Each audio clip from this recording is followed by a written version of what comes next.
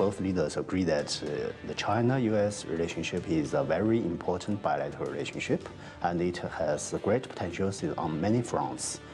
The relationship between China and the United States enters a new era with the new US president. Hello, I'm Anand Naidu in Washington, D.C., and this is The Heat.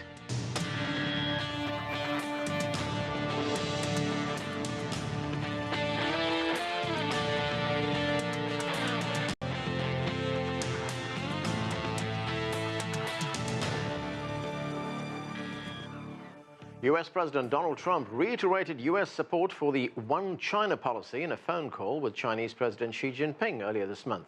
The two leaders stressed the importance of a strong and stable relationship between China and the United States. For the view from Beijing and Washington, we're joined now by CGTN correspondents Wang Tongxuan and Nathan King. Tongxuan, the Chinese Foreign Minister Wang Yi and US Secretary of State Rex Tillerson met in Germany last week. This is the highest level meeting between the two governments during the Trump presidency so far. What came off that meeting? Well, the first face-to-face meeting between the Chinese foreign minister and his U.S. counterpart was pragmatic and measured and ended on upbeat tone, really. They touched about both bilateral affairs and geopolitical issues. We know that Trump's phone call with the Taiwan leader in December last year angered Beijing and meant ties between China and the new U.S. administration got off to a rocky start.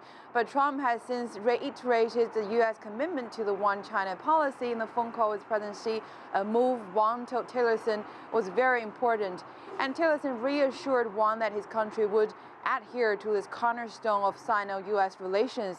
And Wang stressed that the common interests between China and the United States far outweigh their differences and said Beijing is ready to work with the Trump administration. They also discussed the need to create a level playing field for trade investment, as well as exchange views over the nuclear issue in the Korean Peninsula. Tillerson urged China to do more to stop the DPRK's nuclear program. So this is the hope that the positive meeting between Tillerson and Wang will help clarify the U.S. policy toward China and pave the way for their collaboration on major regional and international issues. Anand. Now, Nathan, the Chinese President Xi Jinping and US President Donald Trump finally spoke for the first time earlier this month. That's right. And during that telephone call, Trump committed to the One China policy. Tell us about the significance of that. Well, Tongxuan just mentioned it, but you're absolutely right. The detail is very, very important here. Essentially, that call meant everything else could follow. Because as you know, when Donald Trump was president-elect, he made some alarming actions. First of all, taking a call from the leader in Taiwan, and then questioning the One China policy in a tweet, suggesting it was negotiable. The Chinese government kind of did a wait-and-see attitude and said, look, he's not president yet, let's wait and see. But it did take a while, it seems, for the president's policy to formulate, and that's why the call perhaps didn't come as quickly as other calls with other foreign leaders. But it was pretty adamant that on that call, Donald Trump, now as president, agreed to the One China policy, which of course recognizes just the People's Republic of China as the sole sovereign Chinese power and Taiwan as part of China. So that means everything else can now happen. And as Tongxuan just said, we've obviously seen Wang Yi with Rex Tillerson at the sidelines of the Munich Security Conference. We've also seen Yang Jiechi, the state councillor, also speak to Rex Tillerson, the new Secretary of State, in the last 24 hours as well. So things are moving forward, but we've still got a long way to go. Remember, there are no flesh on the bones at the moment in terms of Donald Trump's trade policy. And as you know, with all the China bashing on the campaign trail and threat of 45% tariffs, that is something that has to be worked out. The ballistic missile test, of course, by the DPRK. All these issues, including the South China Sea, by the way, because the US has just launched another so-called freedom of navigation operation. All this, of course, has to be talked about, and also where the structure of US-China relations has to go as well. The strategic and economic dialogue, will that continue? Tongxuan, the presidency of Donald Trump has, as you know, has captivated the international community as we see these policies and the personalities now on full display. How is China viewing the Trump presidency so far?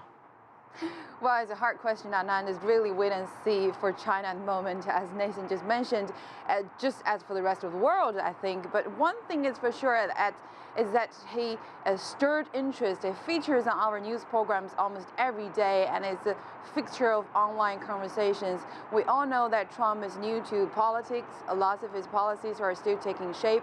Some key positions in his cabinet remain unfilled, and reports say that Trump is even having trouble adapting to life in the White House. So it's still a very early stage of his presidency. And in terms of his diplomatic interaction with Beijing, we don't know if there are going to be more twists and turns.